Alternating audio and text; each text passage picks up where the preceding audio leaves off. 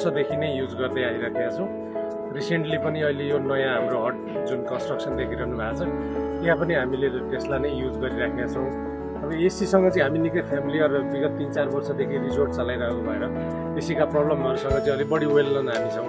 त्यसको दाजुमा चाहिँ अहिले टेस्लाको चाहिँ सर्भिसहरूको हिसाबले पनि धेरै नै राम्रो फास्ट कलिङ हामीलाई चाहिँ इमर्जेन्सी हुन्छ कहिलेकाहीँ तुरुन्त बिग्रियो भन्ने बित्तिकै हामीलाई त्यो समय नै हुँदैन पर्खिने, त्यो बेलामा सर्भिसहरू राम्रो दिइरहनु भएको छ।